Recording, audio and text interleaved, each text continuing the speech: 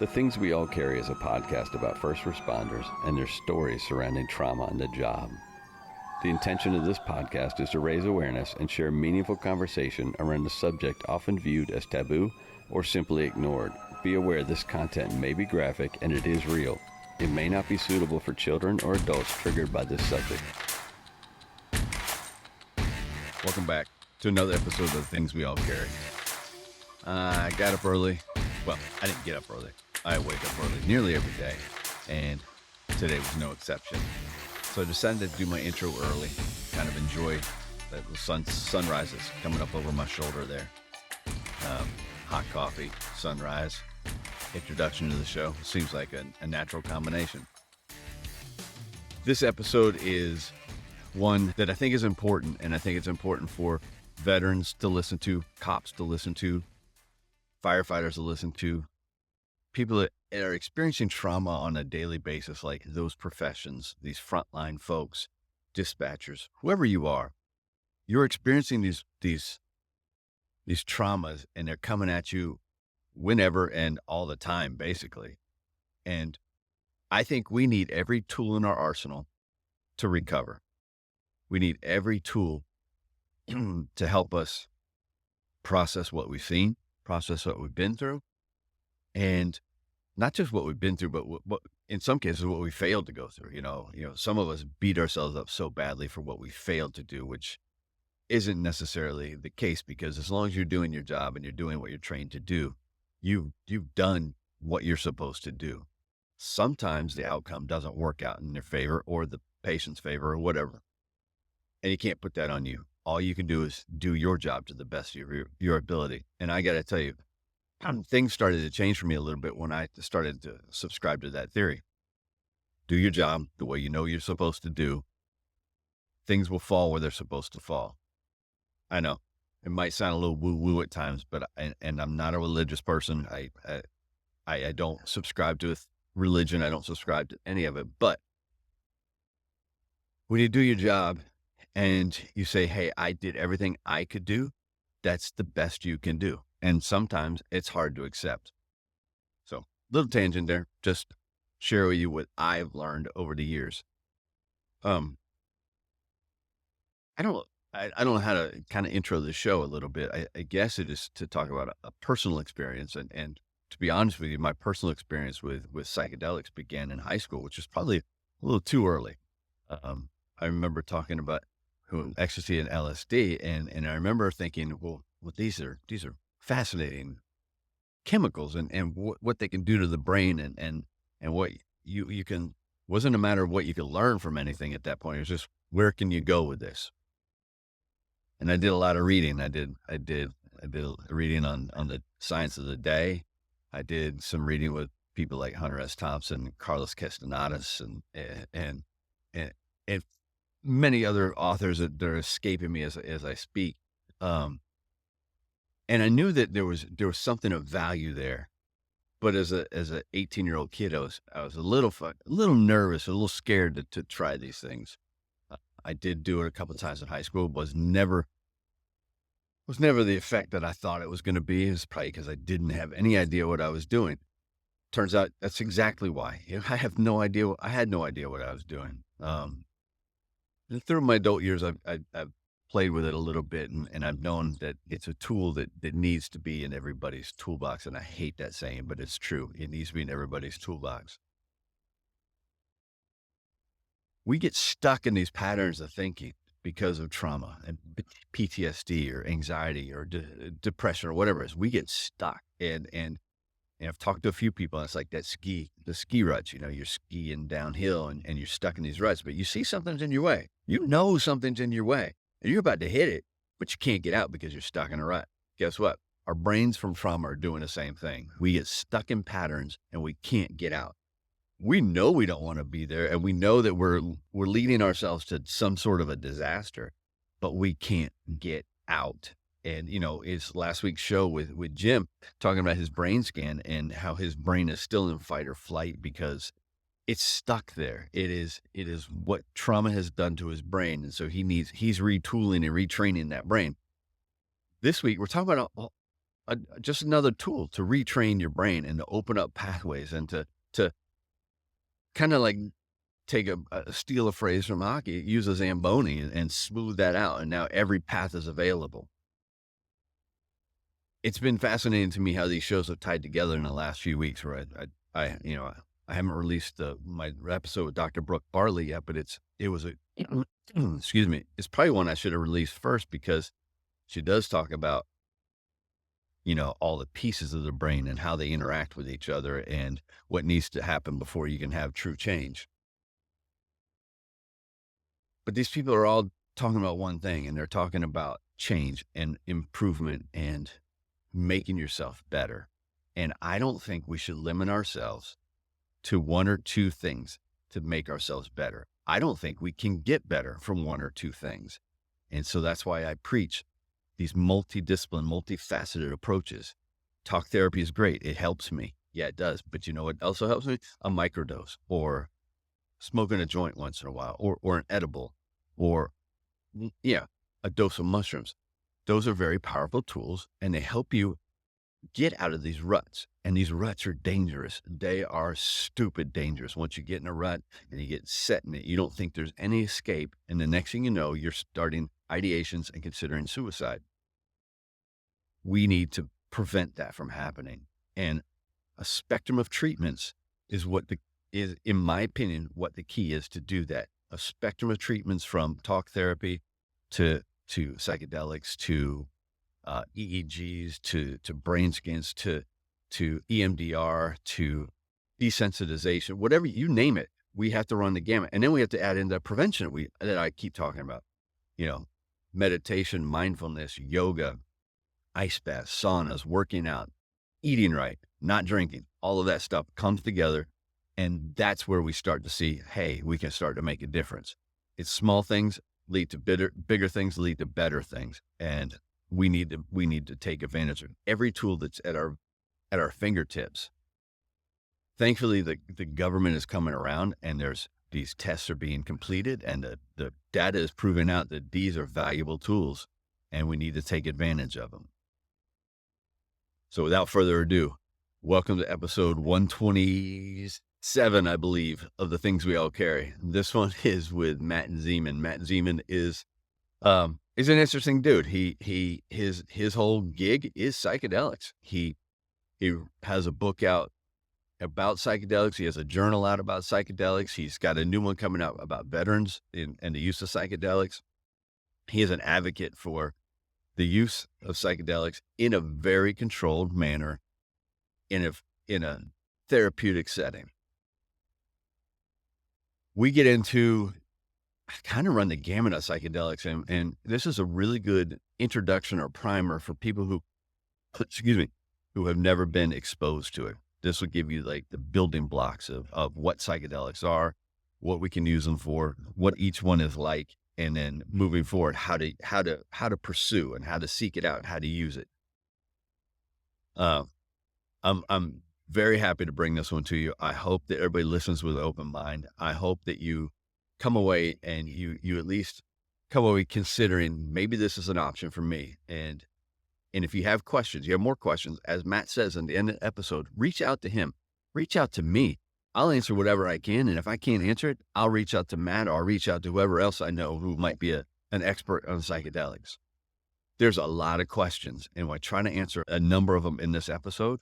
I know I didn't get to all of them. I know Matt didn't get to all of them. So if you have more questions, like I said, you need to reach out. Let's talk about it. I'm not saying go out and get high or take a trip tomorrow, but open your mind to it a little bit. Listen to it. See what he has to say. Understand that these are tools that can help all of us. You guys, again, let me know what you think about the show. If you have questions about the topic, or you have questions about the show in general, or life, or fire department, or retirement, whatever it is, feel free to reach out to me. I'm here. I'm open to questions. I'm open to criticism. As I've always said, that sun is coming up. It's going to be nice. It's going to be a nice day. I'm excited. So sit back, listen, enjoy, and let me know what you think. Hit me up with whatever questions you have. Get outside. Do something for yourself. When I do it, There we go. Um, yeah, so I guess I can reiterate what we were just saying, that waste Yeah, the that good sounds good. stuff before we hit record. Mhm. Well, I was just saying that I wanted to give a nod out to John from Rescue One CBD, whose shirt I'm wearing. It says Black Sheep Italian, because it's something as simple as CBD, which has no effect on cognitive abilities. It has no psychedelic effect. It has no, you don't get a high from CBD.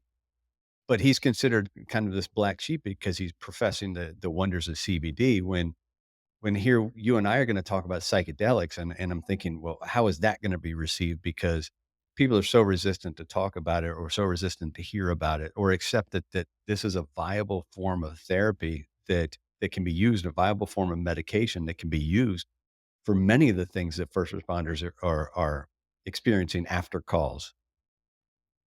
Um, Yeah, I mean, Stack, we have 50 years of prohibition and false information that is all that we grew yeah, up with. So it's understandable that people are going to be resistant and hesitant. And yeah, I mean, this completely goes against the Just Say No and the DARE right. programs and the things that are part of our childhood. So we have some educating to do. But I'm hoping in this conversation today that we can cover a lot of ground and talk about kind of demystify this, talk about how to reduce risk, talk about legality, all those types of things. Yeah, and I have a working knowledge of psychedelics, and I have a very layman's, experience with psychedelics. Uh, I'm lucky to have DC just north of me, where it's decriminalized, and you can go and you can gift it. You can go pay for Hmm. whatever it is, and you get, it pretty much is just mushrooms, but, I know a couple of the stores sell DMT as well. Um, but the rest of this country, other than pockets, don't have any access to it. And so it is such a mysterious thing to Americans in general, like you said, because of the narrative that's been sold for over 50 years, not to include, the narrative that led up to that, to the ban in 50 years ago. Yeah, I mean, for most of us, for everybody in the country, the only legal option today in all 50 states is ketamine, and it's prescribed off label. Um, it is technically a dissociative anesthetic. It's not technically a psychedelic or not a classic psychedelic, but it has many behaviors and features that are similar. And then for those in states like Colorado and Oregon, or in specific cities, like you talked about DC or Ann Arbor, Michigan, and there's a number of cities that have decriminalized some of these psychedelics. Um, there's some options, but for many people, it's challenging to get access. You know what's happening here? I'm hearing you through my computer, not my headphones. That's weird. That's where I'm getting the issue from. So it's good. So your volume is good. It's my headset that's not good. I Well, good. apologize, Makes me sir. feel better then. Um, No, well, no, let me no, do Stack. It's before all we go good. too much further, let me do a brief introduction. Let me also make sure that how much time that we have to talk today. And I know I booked for 2 hours, but not everybody always has 2 hours to give. Yeah, if we could do an hour, That'd that be would be perfect. amazing. So, and you're the professional. Awesome. You have all the speaking points, and so I'm kind of, I feel like I might be along for a ride here, and I'll fit in where I fit in. Um, A stack where you fit in is the questions that you're curious about, and we can go any direction you want, but you know what your audience is listening for. And if we just have a genuine conversation about those items, we're gonna do good work well, let's together. start with this. I'll let the people know who they're listening to, and then you can give a little brief history of yourself. And I just want to say that this book that I've been reading lately, that is Mm. yours, the Psychedelics for Everyone, has been fantastic. It's a great compilation of writings and information, and I think it's a valuable tool for anybody. And for everybody listening right now, my guest today is Matt Zeman. And Matt, and did I pronounce that right, Matt? I apologize. You did, Zeman. Yeah, it's perfect. Matt is, for lack of a better word, he's my camera shutting off. Man, I'm all kinds of crazy today. He is It a happens. psychedelic guru, I guess we'll go with. And I'll give you the chance to define that a little bit better, because I know that that's a very basic description. So welcome to the show, Matt, and thank you for being willing to come on and talk. Stack, I appreciate again. We were talking earlier.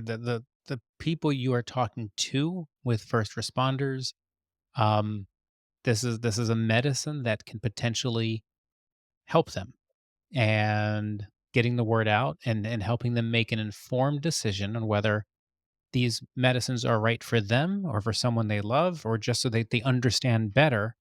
That's what this conversation is about. We're not trying to sell anything. We're not trying to promote anything. We just want to get information so that people can make the best decision for themselves. So, how do you get started in this? Why do you decide that this is where you want to go? Stack. I was a non-drug user who was invited to a guided mushroom journey, and I went into that journey with low expectations. It was completely foreign for me, and it blew my mind. I just couldn't believe how beautiful of an experience it was, how much I learned about myself, how I reconnected with this idea of anything being sacred, reconnected with my mom who died when I was 22 and she was 49. I just had insight after insight after insight in this one journey. And I left it saying, oh my goodness, what is this? And I need to know more. And I went back to school and got a master's in psychology and neuroscience, focused on mental health and more specifically focused on psychedelics within mental health. And I and started traveling around trying different psychedelics from different types of practitioners. But at this point, this is part of my practice. This is something I believe wholeheartedly in, and I also believe that I can straddle these worlds between the medical and the ceremonial and help bring information to people. And again, it's all about psychedelics aren't for everyone to take. They're good for society, in my opinion. So I just want people to have the information so that they can make as an informed decision as possible for themselves. And you mentioned it briefly. You mentioned that ketamine is legal in all 50 states, and I was lucky enough to stumble onto a show about ketamine a couple of weeks ago, Mm. and so maybe you and I can focus on the other classified psychedelics today, and maybe the the best spot to start is what is a psychedelic? Yeah. So when we talk about psychedelics, we talk about a broad category of drugs that are mind or soul manifesting. So we can think about um, classic psychedelics, things like mushrooms and Iboga, Ayahuasca. Those are all kind of classic plant-based psychedelics. We can talk about synthetic psychedelics, things like LSD and MDMA and MDA, and there are literally hundreds of synthetic or chemical psychedelics that are out there. And then we can talk about the things like ketamine, which is not technically a psychedelic, but it is part of it. All of those things, hundreds and hundreds and hundreds of different molecules, are grouped under the term psychedelic.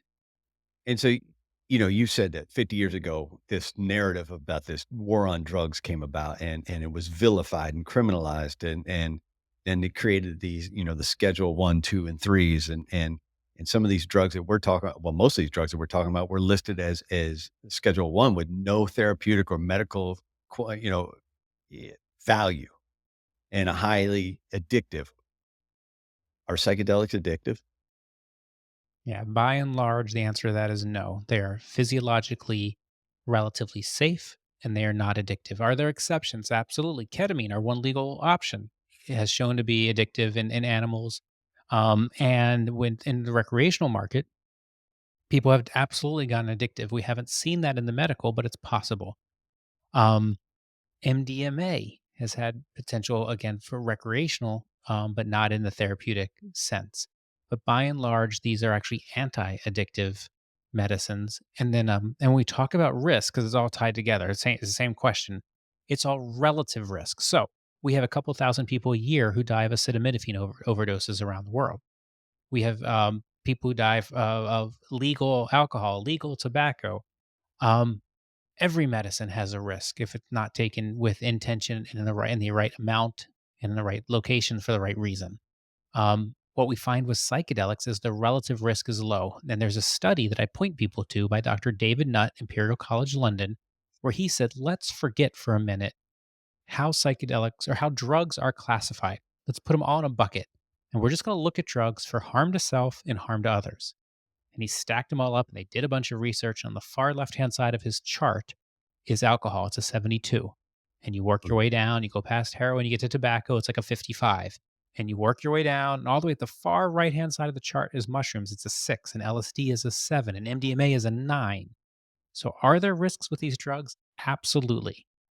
Relatively to things that are legal, there's not a lot of risk. And people should, and again, if people also are screening out for things that are contraindicated, that drives the risk down even more. It's ironic that you mentioned alcohol is at a 72, and that's the highest thing on that list because really for first responders, that's the accepted medication. You know, Yeah, and and first responders, I think we see that in the medical community with the front line. I think we see that in the veteran community. Um, I think we see that with retired athletes, people whose bodies have been abused over the years. Alcohol is acceptable. There's no one ever who says, "Oh, wait a minute, what do you mean we're all going out for a drink?" We're going to go alter our consciousness. We don't have that discussion in this country, but that alcohol is a drug, and it's a dangerous yeah, it's drug. that one that's ridiculous because every time you say you're not drinking, people ask you why. Nobody asks you why you're not taking mushrooms, but everybody asks you why you're not drinking. That is I've spent very the true. last year dry, and so I know exactly every time you go out, everybody goes, "Why aren't you drinking?" It's like, it's just an experiment to see how long I can go, you know? Um, Hmm. so, okay, you gave a list of some of these psychedelics and you go mushrooms, MDMA, LSD, it goes on. So is there I don't know if this one's gonna make sense. Is there kind of a hierarchy of psychedelics? Is there kind of, like, an easy way in, or do they all have pluses and minuses and reasons to use them, separate from each other? I think so. I think it's more of that there are medicines that are, and I use the term medicine when I talk about psychedelics, and I don't necessarily mean in a medicinal use, but I use that term. I think it's an easier term than Mhm. drug. um, I think it's one, what is the person attracted to? And a lot of times people say like, "Oh, I'm feeling called to dot dot dot. I'm feeling called to ayahuasca. I'm feeling called to mushrooms." Okay, great. A lot of times it's just Yeah. access. Okay, I ran across some ability to have a guided something experience, and I want to go ahead and do that. Okay, great. That's fine too. Um, I know. I guess what I've noticed is with certain groups of people, veterans as an example, I would imagine frontline, first responders as well, that some of them really do get drawn towards the harder physical medicine. So ayahuasca is an example where there's a purging aspect, and it's an overnight ceremony typically, and it's very physical. Um, they're drawn to that. But I also have seen great success in those populations with psilocybin, and we've seen clinical trials now with MDMA, super gentle, doing incredible work for PTSD. So let's kind of talk about each one, if you don't mind. Let's start with mushrooms because I think that's the one that people are most familiar with, and it probably has no, I'm not going to misspeak there. I was going to say it probably has the longest history, but I doubt that actually. Um, so what are these class of medicine called mushrooms? Because I know there's a variety of mushrooms out there, and they have a variety of effects. Yeah. So when we talk about magic mushrooms here in America, we're typically talking about psilocybin mushrooms. And there's a whole bunch of different strains that deal more with the potency of them. How strong are those mushrooms? If you're going into a clinical trial, you're getting a synthetic version of the mushroom, but it it it's almost an identical experience. When people so what is the research? What are they using mushrooms to look at? They're working with people with depression, with anxiety, with PTSD, with eating disorders, with substance use challenges from alcohol to smoking. And they're finding that people are having tremendous results of having all of the negative symptoms reduced, um, and then having the efficacy, having the ability for this medicine to last is showing to be pretty powerful. So I think, yeah, to your point, psilocybin is something people can grow themselves. It is relatively easily accessed in America since they grow everywhere. Um, and people are, yeah, it's tremendous results. There are not you can take psilocybin or magic mushrooms while being on an antidepressant for the most part, and that's really nice for people who are on some other type of medication. There's not a lot of contraindications. And when I compare that to something like ayahuasca, where you can't be on an antidepressant and you really shouldn't be on any psychoactive medication, and it's very physical and it's going to increase your heart rate. It's a more challenging experience than psilocybin. And then MDMA is in some ways similar in that you really don't want to be on any stimulants, you don't want to be on any antidepressants with the MDMA, um, but it's gentler on the body. It's less visual. You feel love for yourself and for others. Um, it turns off shame, blame, and guilt. So we're seeing here's a cool story in MDMA. I mean, they just finished phase 3 clinical trials, and they were working with people with treatment resistant post traumatic stress disorder. So nothing's worked. None of the pharmacological solutions, none of the talk therapies. And they gave them 3 sessions with MDMA and therapy before and after.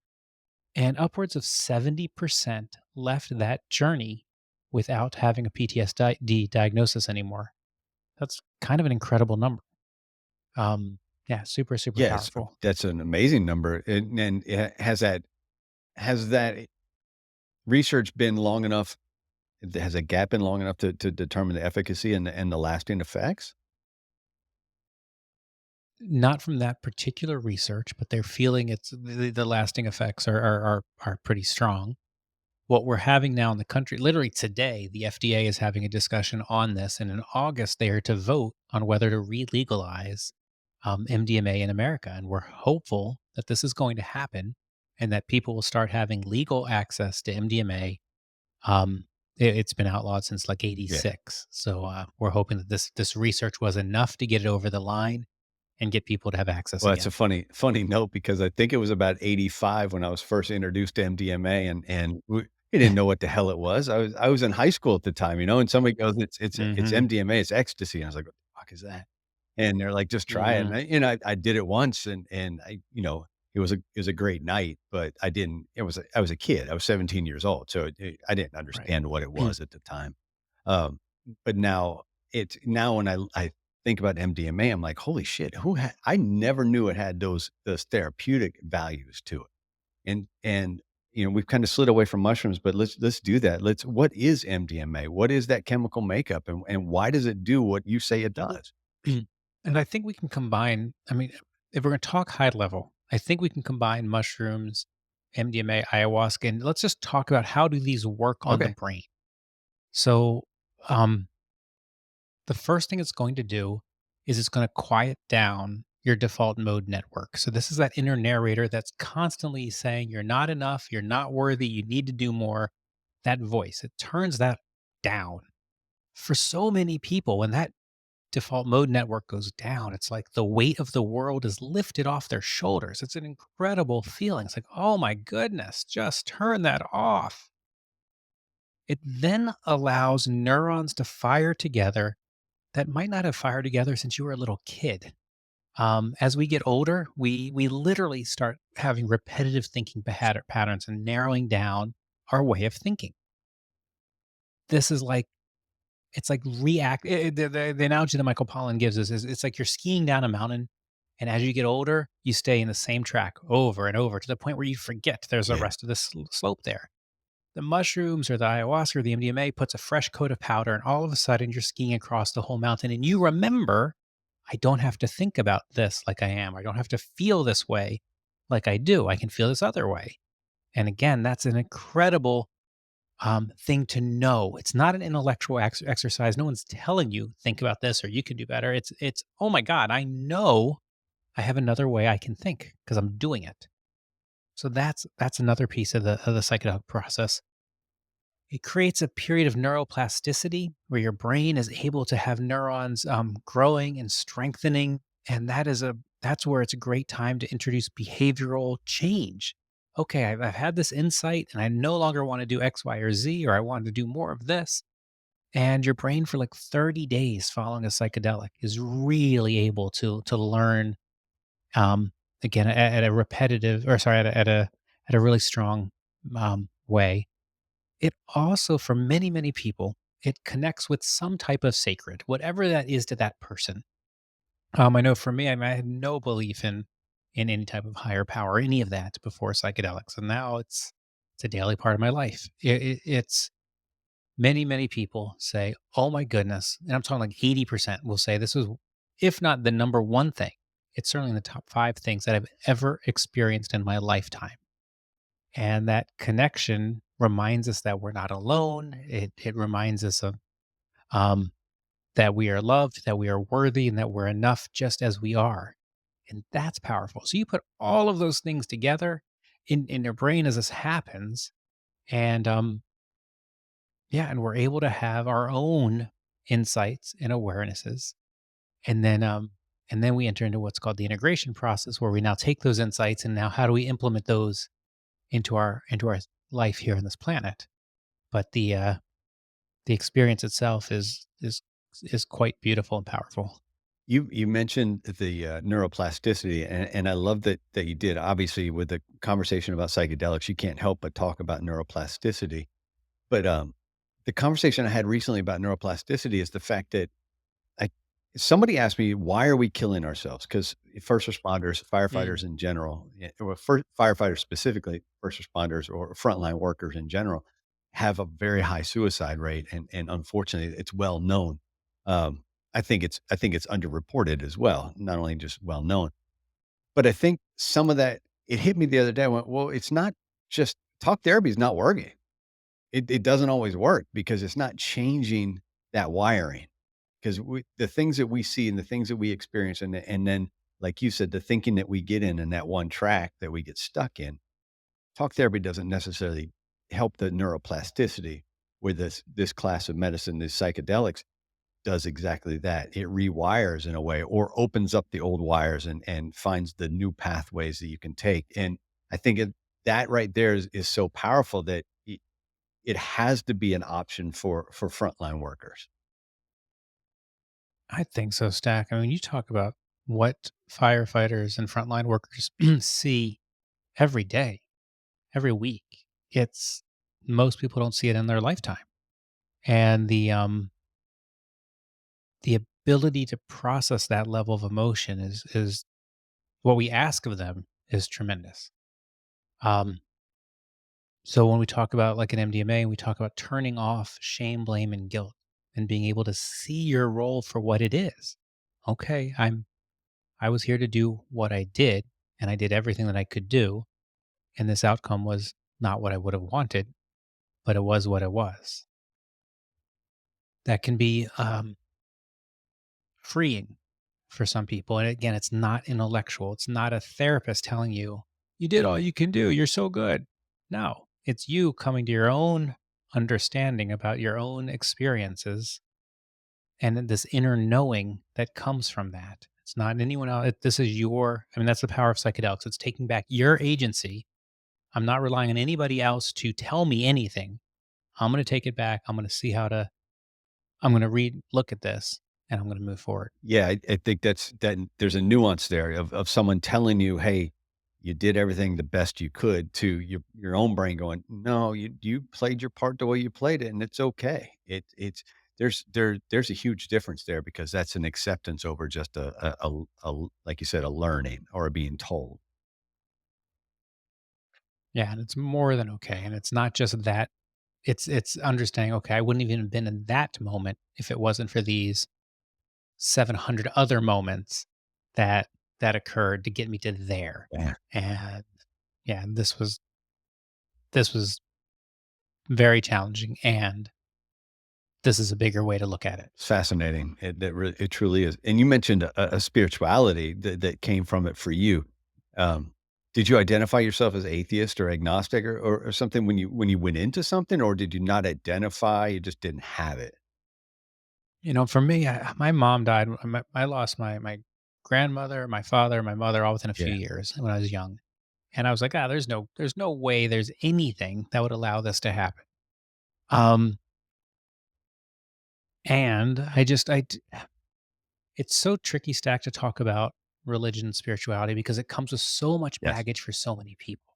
And the church, the institution, has done so much harm to so many people. So I when I talk about this, I'm careful to say I'm not talking about the teachings about a higher power. I'm talking about teachings from these higher powers. I'm talking about what I've learned for myself. And it has been amazing to find this power inside of me and to realize that we're not separate from each other. We are all interconnected. I'm not apart from nature. I am nature. And to know that it's been incredible. I think I was leading a pretty lonely life before this, where I felt very isolated. Even being married, even having kids, even friends, it's just different now. It's I don't feel alone. What is ayahuasca? Ayahuasca is two different vines that are boiled down into a tea. And in Central and South America and Hawaii, the indigenous communities have used this tea as part of their ceremonies for 1,000 plus years. And the active ingredient is Mm. DMT. So when you drink DMT through ayahuasca, it's a solid 6 8 hour journey. It's intense and it's and it's long and it's powerful. And many times when you experience ayahuasca, the organization or facilitator or retreat or wherever you're going is probably going to have you do it 2 3 4 times over a week. Mm. So it's grueling to do that. DMT you can also inhale, and when you inhale DMT, it's a 10 to 20 Okay. minute psychedelic experience. So still very visual, still very intense, but not the same. It doesn't make you purge, but it also doesn't give you the I don't believe it gives me, let me try it for me. Doesn't give me the intense learnings that ayahuasca gives me. It's beautiful, just different. Yeah, that's when you said, and this is how much of a novice I suppose I am, that I did not realize it was this is kind of that same vein as DMT. And then when Mhm. you said it was a 6 to 8 hour like journey, in my head I had already gone to, but wait a second, when you smoke DMT, it's a 10 to 20 minute, it's a flash, right? And it's almost Mhm. like a jarring flash into it and a jarring flash out, is what I've been told. I've never done DMT, but that's the report I've Mhm. gotten. Um, and so is it's simply just that delivery system changes it that much?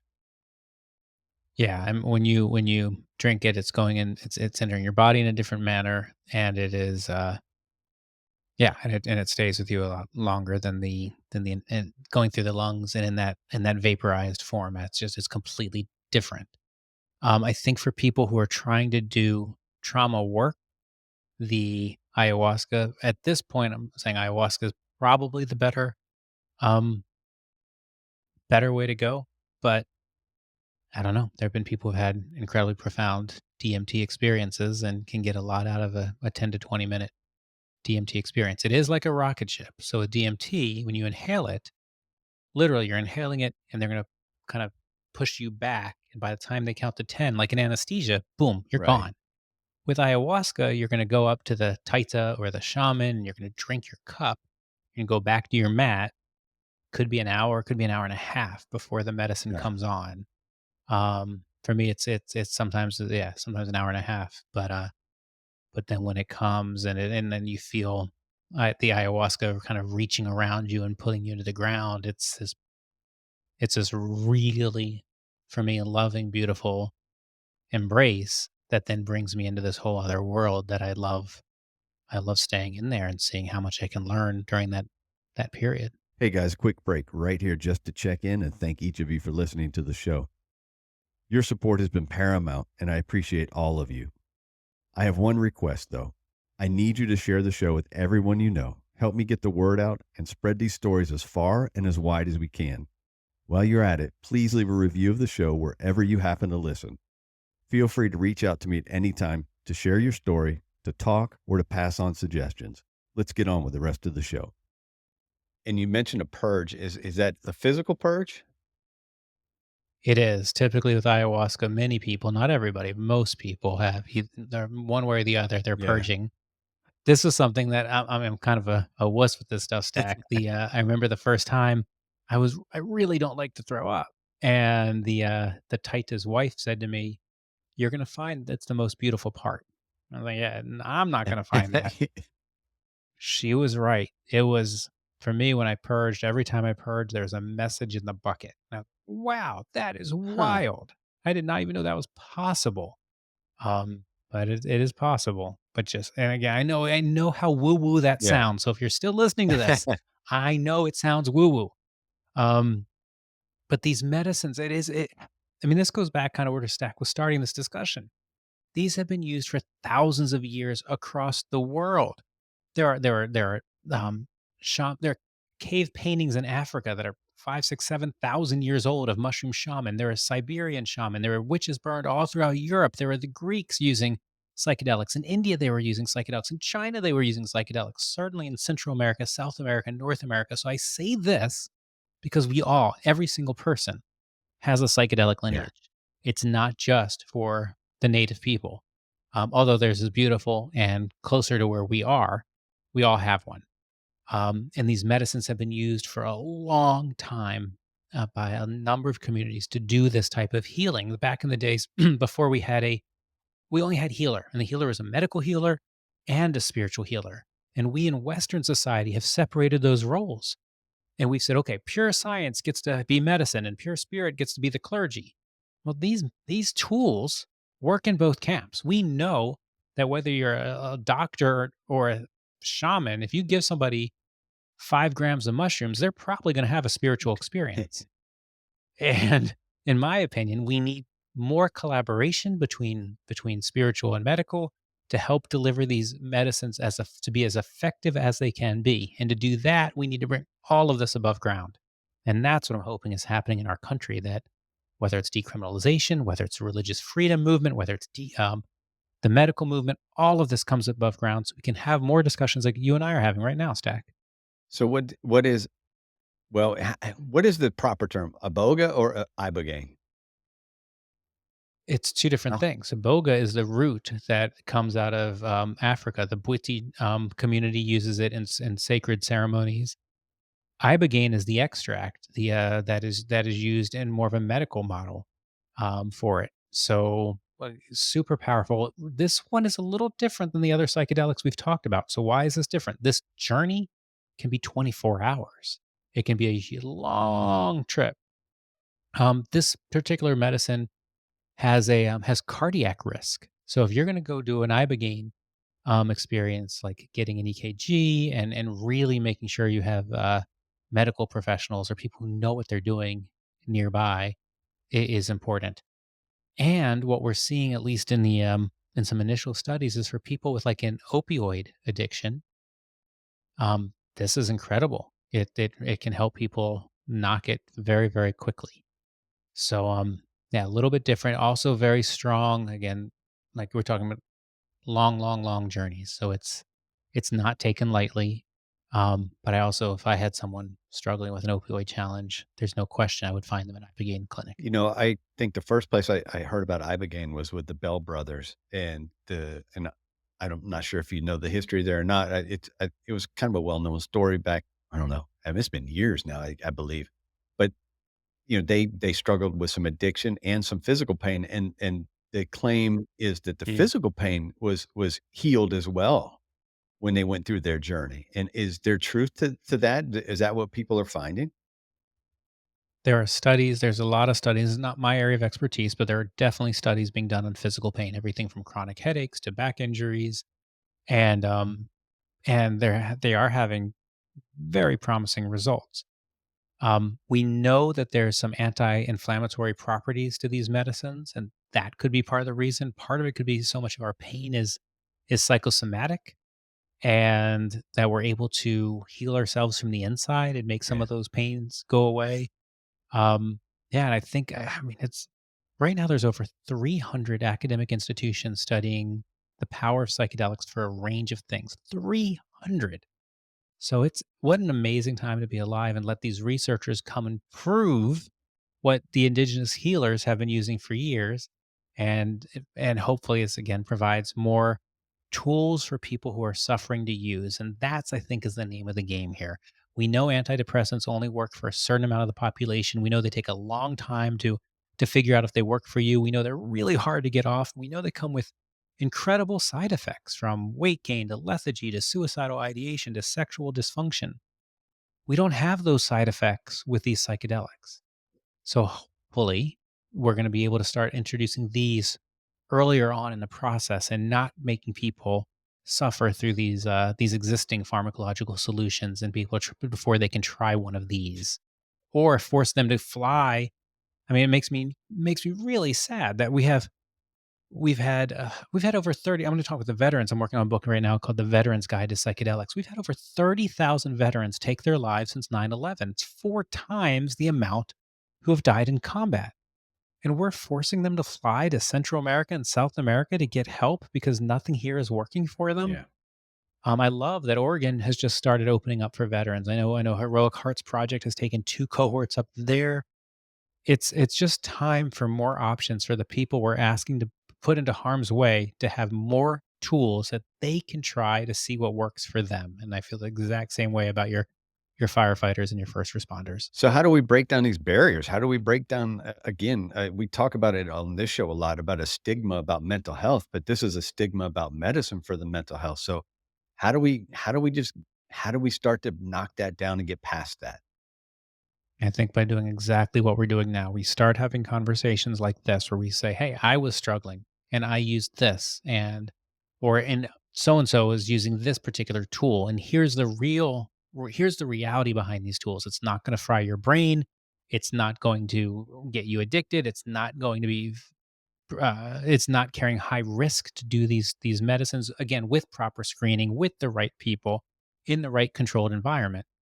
We have these conversations more often, and we normalize the conversation. Meanwhile, we are also talking with our government representatives of every level, at the city level, the state level, at the federal level, and we're talking about the power of these medicines to transform lives, to stop people from killing themselves, and we get them on board. And meanwhile, we allow the academics to keep doing the research projects that they're doing, so they can keep coming back to us and saying, "Hey, here's some latest knowledge about this, that, or the other thing. You can incorporate it."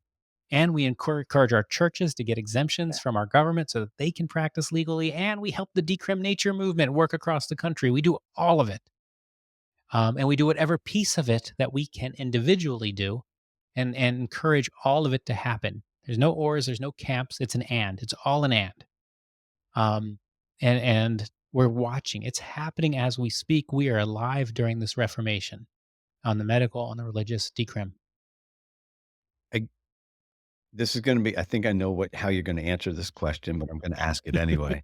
Um, how does somebody who is now listening and goes, "Oh, all right, I see that this is coming about. This is going to be available, or this is available." And in like a perfect world, where would somebody start? Where would somebody go? I want to get started on this journey, and I want to find what Matt just talked about. What that feeling, that world where you say that you like to be, and you kind of almost luxuriate in, right? And you find your way and you find your meaning.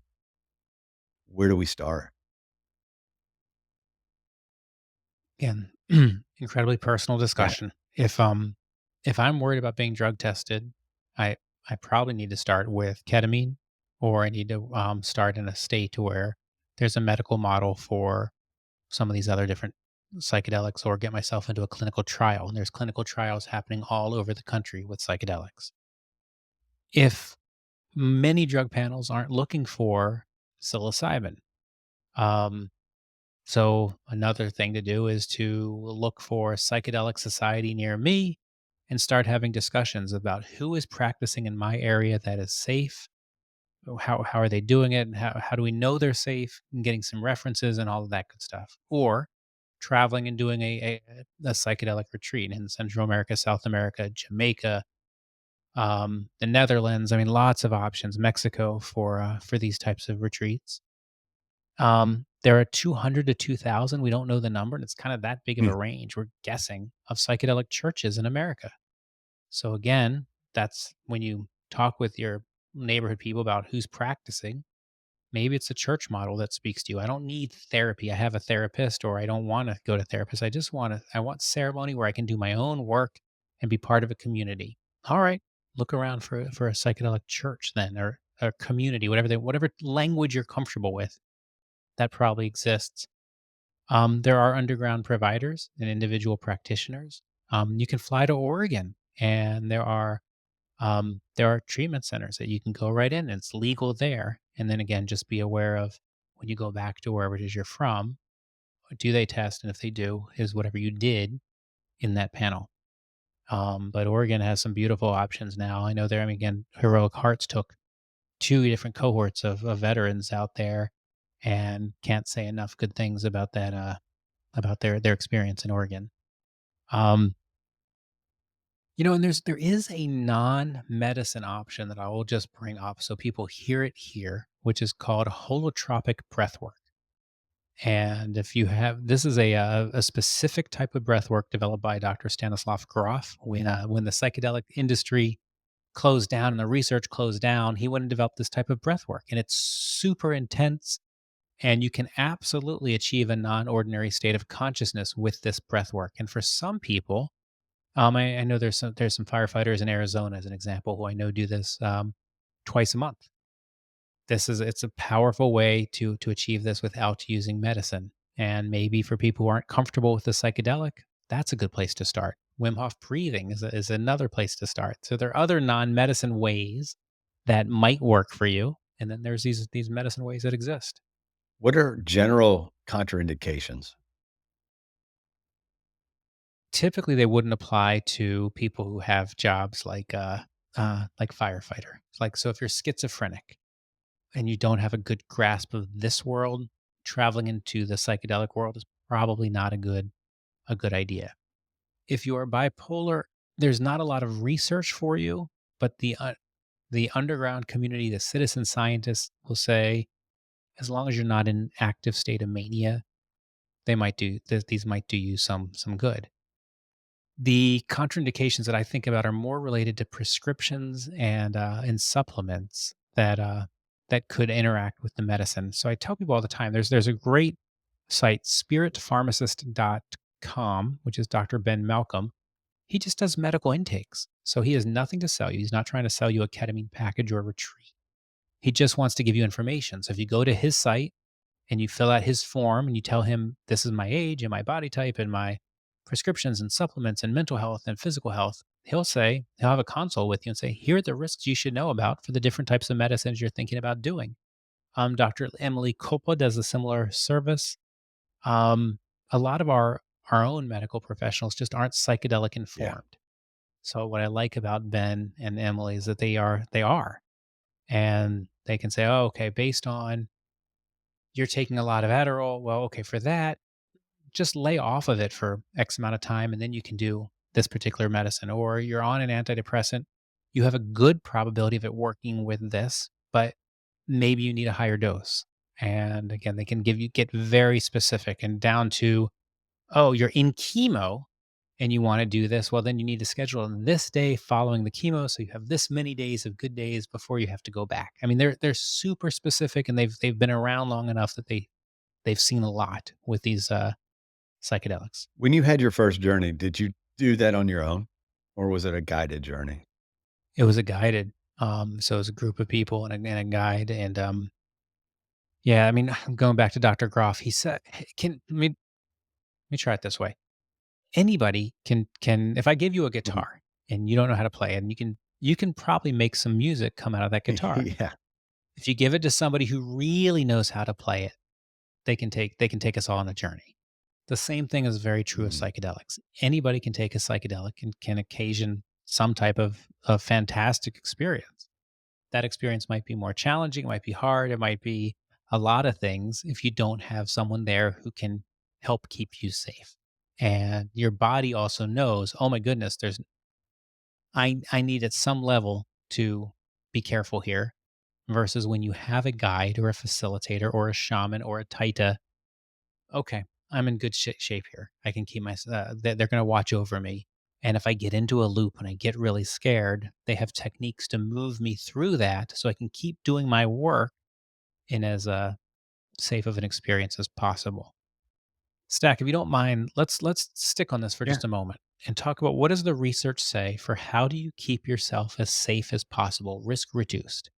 And they say, look, if you pay attention to three S's, your source, your set, and your setting, you have the probability of having a truly bad trip is very low. So source is, where did your medicine come from? Are you working with pure whatever it is, or did you buy this on Instagram and you don't know what it is? If you do if you do medical, it's came from a pharmacy. Okay, great. Anything else you need to ask? How often do you get your drugs tested? Do you work with these every day? Is this a part-time thing for you? Tell me more about where the medicine came from. Set is your mindset. Why are you doing psychedelics now? Did someone help you set your intention? Did someone help you gather all the places in your life that are supportive of you so that when you go home afterwards, you know where that support structure is? Um, did they give you an informed consent that nobody's going to touch you or talk to you or whatever the rules are? Do you know that's going to be this case? Did they tell you how long this medicine's going to last in your body? Those types of things all relate to your mindset. And then your setting is that physical environment. Do they have control over the music and the lights? And are there going to be kids and dogs and Amazon people and neighbors interrupting you? Or do you have control over that environment? Do you know the people around you are safe? Though again, when you take these medicines, you're incredibly vulnerable. So really being in a supportive environment is critical to a good outcome. With source set and setting being paid attention to, you can then journey deep, deep, deep within and for whatever reason that brought you to that situation. I'm glad you went there because the next question was on the tip of my tongue was, does how much would the mood you're in affect that trip you take? And that you kind of addressed that in mindset, but I is that true that like, so if you go in and you're just having it's been a shit day or whatever, and you're still going to go follow through with taking a dose of shrooms, does that play into your trip then? That your journey? Then okay, you've already kind of set yourself onto a path of kind of a negativity? So the same person with the same drug and the same dose on two different days can have two wildly Yeah. different experiences. So in theory, sure, every day is different. And I think this is part of having a good guide. Let me just speak in the first. When we do ceremonies, when I do ceremony, no matter what, we're going to slow things down. Let's stop. Let's do some breath work. Let's do some yoga. Let's do some meditation first before we even think about touching a medicine. Let's reset the day. Let's reset the breathing. Let's pay attention to this inner breath. Now, let's go ahead and enter ceremony space and have whatever medicine we're having, and then trust that the guide and the musicians, and in our case we use live musicians, but maybe it's recorded music, doesn't make a difference, that they're going to guide you through that place so they can help reset the minutia of the day back into the bigger what's going on in my life.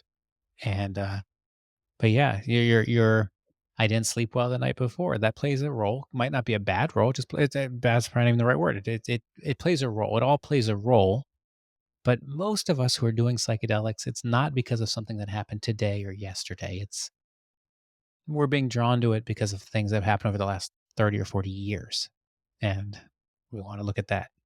What about this world of some people have these memories that are just repressed, or they have these blocks of time that they're not recalling, if say from childhood or from young adulthood or whatever. You've repressed these memories, and there's a fear there that, and I don't want to take that step. Is that a legitimate fear? Yeah, absolutely. I mean, you don't know what the medicine's going to bring up. Um, and I'll give an example. So and you read it in my book. I had as an early teenager, I had some inappropriate sexual contact with a family member 10 plus years older. And this was something I never talked about. Deep, deep, deep buried within. And when you go into these experiences, you set your intentions. This is certainly not an intention that I set. I didn't feel I wanted to look at it. And it's not that I forgot about it, but it was buried deep. And in a journey, boom, I'm back in that room. And when that happens, again, what we're taught is instead of trying to run away from whatever you don't like, you see a dragon, you have to explore it with a wild curiosity. And in that time, I was able to look at that and say, okay, I don't have to forgive I don't have to condone the behavior, but I can understand the humanity.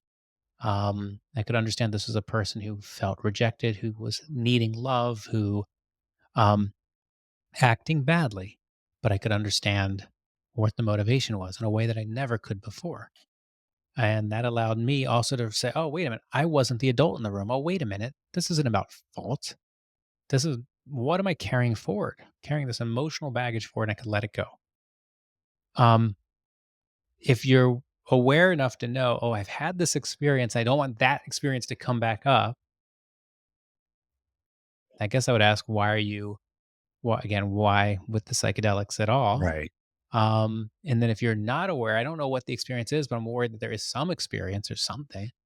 Well, when you're ready for that potential to come back up, to work at what is the source of my depression? What's the source of my anxiety? What's the source of my social uncomfortableness? What is the source of my loneliness? What is the source of these patterns that manifest as substance use, whether it's drinking or nicotine or an ability to hold relationships? What is the source and the root of that?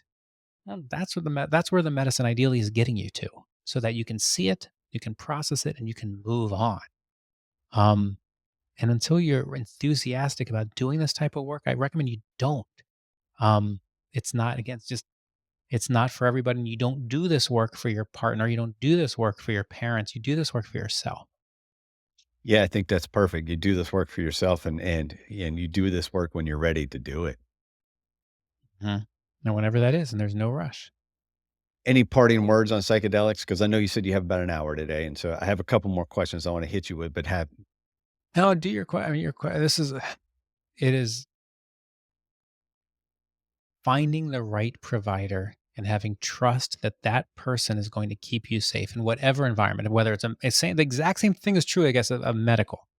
There are medical providers who believe this is just a biochemical reaction. You're going to go into their clinic and they're going to put an IV in your arm and they're going to take your vitals and they're going to send you on a journey. They're going to send you home. And there are other medical providers who believe it's a biochemical, psychosocial, spiritual experience. And they're going to talk about intentions and they're going to make sure you're in a comfortable environment. They're going to give you music and an eye mask and a blanket, and they're going to help afterwards unpack. I'm not saying one is right and one is wrong, but they're different. And knowing what you want and what you're looking for helps you find it, whether it's that model for medical or I want to find a church. Well, what kind of church? What kind of psychedelic church? What do they believe in? What do they not believe in? Or an underground provider or a retreat? What kind of retreat? Same questions are really across the board for all of them. And it's, and again, not that one is right or wrong. It's what do you want and how do you get that? I want to make sure that we talk about your book, The Psychedelics for Everyone, and then you have the journal as well, correct? I do. Beyond the Trip is the And journal. what does the journal entail? The journals, okay, you've now found your medicine. And how do you help prepare their activities for all your preparation process? There's a middle section then right after each journey. It's where you can take down your notes about what happened so you can memorialize it and help solidify the experience. And then there's 4 weeks of activities after the ceremony, where each week there's an exercise, there's a gratitude journal each day, there's some creative things to do. And again, it just helps you take advantage of that 30 days following the psychedelic experience to actualize what's come up in your mind. And then coming this September will be the Veterans Guide to Psychedelics, which is a preparation and integration journal specifically for veterans. That one, I'm fascinated to read that one. That'll be a good one. I'm super excited. All the proceeds go to Heroic Hearts Okay. Project. Ken Weingard is a PhD who's done the clinical review on it, and yeah, it's gonna be a Where great can book. everybody find you, Matt?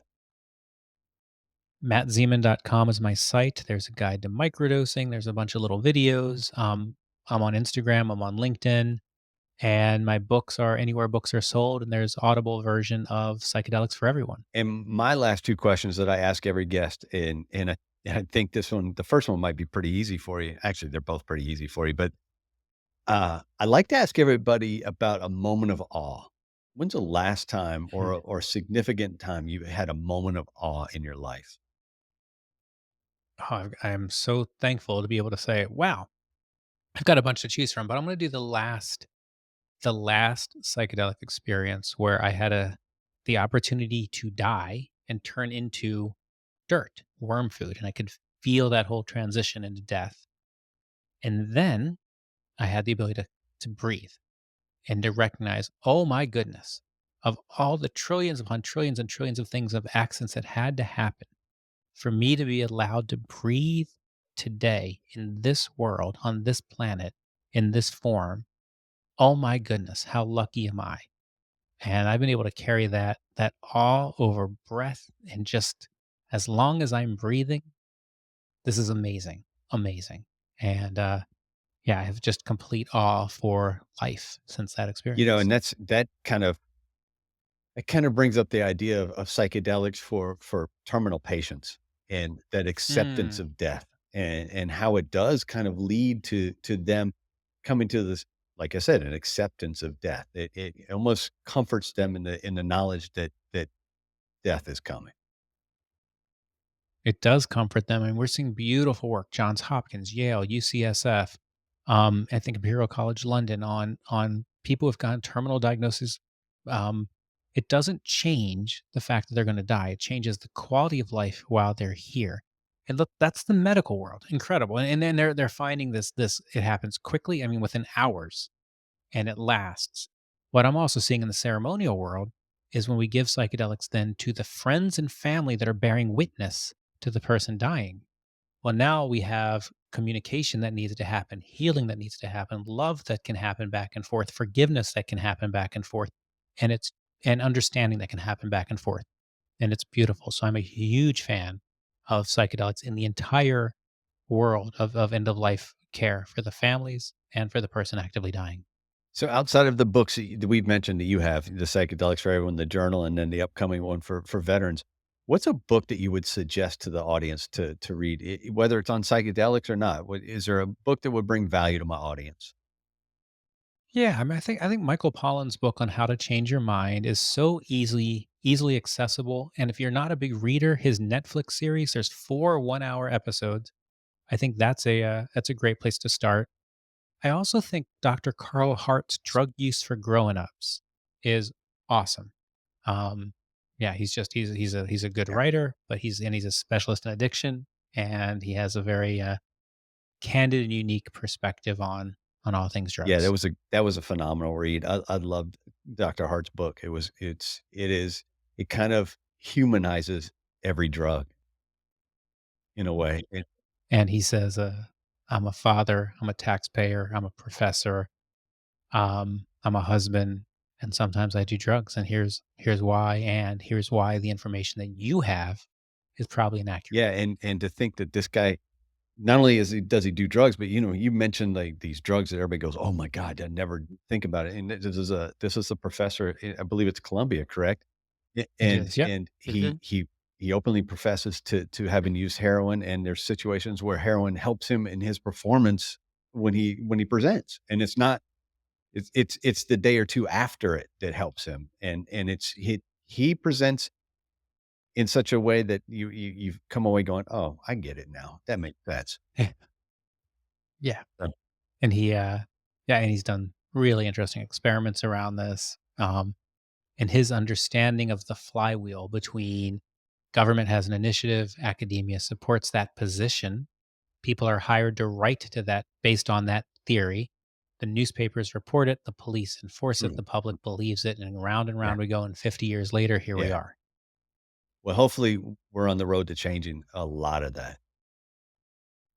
We So, are. We get to see it in our lifetime stack.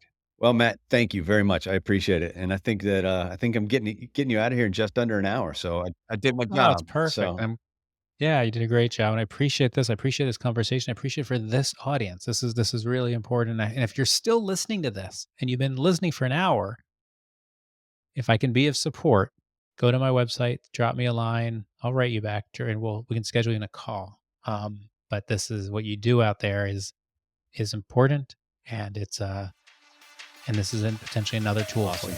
Thank you very much, sir. Go enjoy the rest of your day, and we'll Thank talk you, at my another friend. point in Appreciate time. it. That sounds Awesome. good. Take Thank care. you. Thanks for listening to another episode of The Things We All Carry. Head over to the website, thethingsweallcarry.com, for show notes, resources, and to sign up for the newsletter. Until next week, take care of yourselves and remember to check in on each other.